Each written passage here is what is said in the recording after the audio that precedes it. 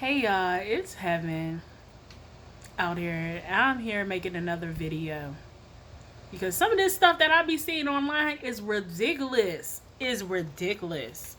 Um, I just want to give you a piece of advice. Young women, old women, all types of women that are dating, still looking for their Boaz, and not their Boaz, but looking for the special one that God has for them. I believe now in my stage of healing that God is going to actually bring the person to you, but it's your job to vet anyone that comes in your life. When I say vetting, is actually taking your time, click, click, lock down, like Medea say, you know, throw sex off the table, click, click, lock down, and get to know the person. Because, if I look back on my life about the relationships I was in, man, I ain't know what I was doing one bit. And by the time you become intimate with someone a couple of times, it's too late. It's too late. And then you discover that this person may not be right in the head just to be nice. So you need to vet people out and take your time. And you know what happens when you take your time? A man that has bad intentions for you, he ain't gonna try to wait. He ain't trying to wait. Some of them can, but when you do a couple of things like waiting and saying no, woo, you make something manifest in them. And then you'll discover real soon, that ain't the right person. So you need to take your time. And not even take your time. Like, this is what I'm doing because I've been through doozies. I'm not going to lie. Doozies. Like, as I look back, without putting everything out there, man, God was really with me. I'm going to be honest with you. God was with me. Literally. And I'm going to be praying. I'm going to be getting on my knees and praying. Praying, because I'm like, God, if this is the right one, you gotta give me some signs, give me a few of them, because nowadays if you mess this thing up, man, it can really cost you your life. It really can. It could cost you your life if you mess this thing up. So that's why you need to take your time and get to know people. And 9 out of 10, when someone has bad intentions towards you, they're not going to try to wait. They're going to be boom to the next one, because they ain't going to try to wait for you.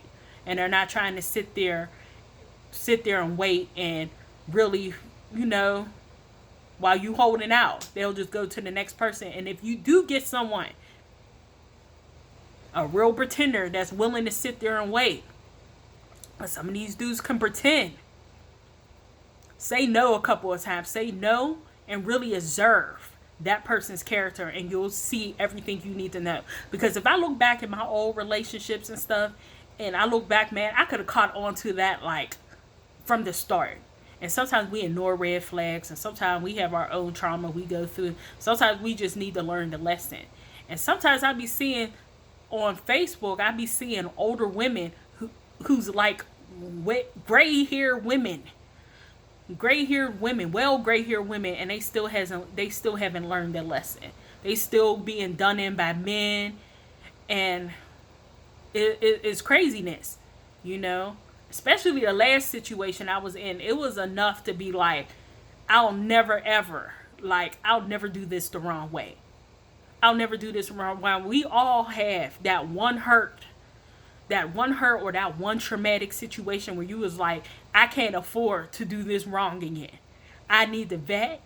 I need to sit my happy tail down, and I need to pray. I need to get on my knees before I move on, and I need to take my happy time, because I don't ever want to feel this way or be this traumatized in my life ever. Then also something else that I be noticing, on these sites, like when Kevin Samuels was alive, and then like a couple other people that do these Instagram single shows, And the women get on there and say, I want a man that's 6'3". I want a man that's 6'5". And he gotta make 6 figures. I don't want him if he don't want 6 figures. And he gotta look good, and he gotta have big muscles, and he gotta look like Denzel, and he gotta look like Michael B. Jordan, and he gotta be big and thick and like that. And and I guess because I was in a very traumatic relationship before. And I think when you be in something like that, or you're abused, and once you get out of that, it really changed your aspect of what you're looking for. Because before that happened to me, I was looking for the same thing. I was like, he gotta look good, he gotta be tall, his skin color gotta be like this, he gotta have a nice smile, he gotta be sexy, his muscles gotta be like this, and he gotta move like this, and after being what I just got out of 3 years ago, looks is like not at the top of my list. I mean, I want something I can look at, but that is not at the top of my list, because I know how it is to have a handsome man and he don't listen to you. I know how it is to have a man that's 6 foot something and he don't like you. I know how it feels to have that stuff, have that physical, and not really have anything for real. For real. So I want some tangibles. I want a man that is committed to me, that can commit. A man that want to be a husband. A man that's loyal, that's honest, that's true. I want a man that loves God.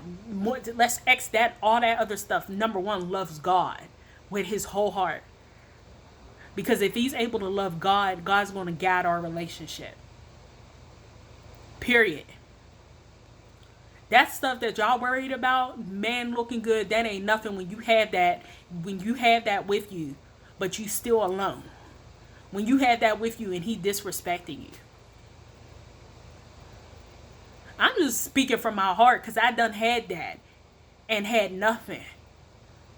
You don't know how that feels to have that and really have nothing. And he don't even care about you. And he's calling you out your name. And he's cussing at you. To have all that and have just a good looking body.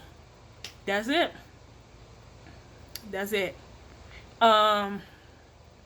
So that stuff, you need to get somebody who loves God. And you need to get someone who's going to be able to love you through thick and thin. You don't want no man that's going to love you and then you gain a little bit too much weight, or you gain a few pounds. He's talking about you and he's trying to leave you and stuff. You need a man that has tangibles. You need a man that loves Christ, that's kind, that's sweet. Because love is kind. It doesn't take score. It doesn't. I'm going to tell you, I'm going to be really transparent. When I was in my toxic situation and stuff, I had to, because I see too many of y'all on Facebook in these toxic relationships, and y'all think, oh, because he's cute and he look good, and some of y'all, they even giving you money and stuff, and you want to stay in that. And you have to have that moment, and can't nobody have that moment but you. Can't nobody else. You have your family and your friends looking at you crazy, like, why can't she see that this man ain't nothing but the son of perdition in her life? Done pulled everybody away. She done changed and stuff. Sometimes sometimes it takes you to find that out yourself. My aha moment was, I was looking in the mirror and I said, well, why are you still here? Why are you letting him treat you like that? You deserve so much more. And at this time, I was looking at the bruise on my side. And I remember feeling in the back of my head, and I had 2 goose eggs in the back of my head where he was punching me. And I remember really looking inside myself and saying, why are you still here? He don't like you. He is using you, and he don't like you, and he don't love you, and he don't respect you. Why are you still here? And why is it taking you so long to shut this down? And I had that talk in the mirror with tears coming down my eyes. And I had to really look at myself in the mirror and be like, what if one of your homegirls was going through this? What would you tell them? And I said, I would tell them. In my head, I was like, I would tell them to leave. He said, that's exactly, in my head was like, that's exactly what you need to do. And you need to get on your knees and pray to God, because you don't deserve this and this is beneath you. And it takes a person to really have that aha moment. You can't have it for them. They got to come to that moment and be sick and tired of being sick and tired. And I was like, Jesus, I got to go. I got to go. I got to go. I'm worth more than this. I ain't perfect. But I'd be darned if I sit here and I let someone sit there and down me in a way and disrespect me. I'd be darned. And then now you putting your hands on me? I'm leaving. I'm leaving. And sometimes you can't just get up and walk out the door and say, I'm gone. You got to come up with plans and stuff. And you got to get on your knees and ask God and use your resources around you. And when you get sick and tired of being sick and tired, you're going to find your way out. You're going to use your resources and you're going to find a way up out of that. And you're going to get down on your knees and ask for God's angels and God's protection over your head. Because that's exactly what I did. And I got sick and tired of being sick and tired. And I got tired of being mistreated. I got tired of being beat on. I got tired. And I got the strength out of nowhere to get up and be like, no. No.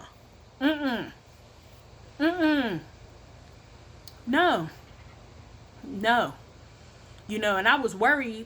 Like, I was like, what if he starts saying stuff? And I'm like, they talked about Jesus. I gotta go. I gotta go.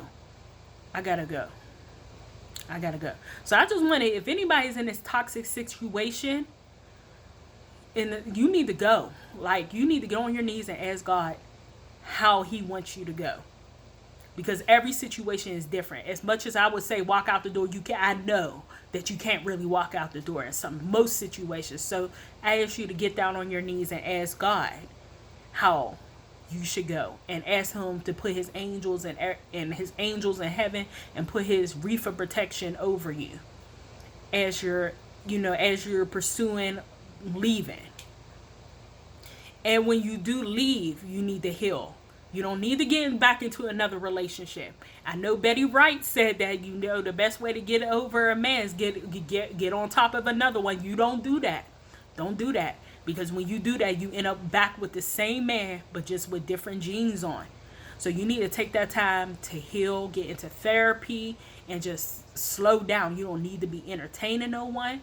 You need to pick something you need to do. If you need to fix your credit, then you need to go ahead and do that. You need to focus on your job. If you working or you want to go somewhere else, go to another job, focus on that. Fixing your resume, fixing yourself. If you want to go back to school, any hobbies you want to do, you go ahead and you pursue that.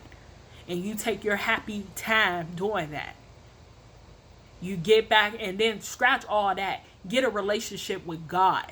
If you're not going to church like you're supposed to, or find you a good church, get down on your knees and pursue a relationship with God. Get down on your knees, read that Bible, study, get closer with God. And God clean you up. And if it's meant to be, he'll give you somebody. But definitely work on cleaning yourself and your mind. Because some of the most of marriage, you get power out of nowhere. I found the power that I didn't even know I had by just slowing my happy tail down and just staying close to God. Staying close to God. I found so much power staying close to him that I didn't even know I had.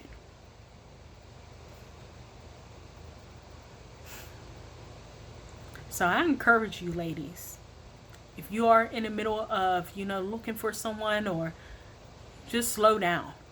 If you do meet somebody, get on your knees and ask God, what do they think about them, and take your time. Take your time, because it can be life or death. Shalom.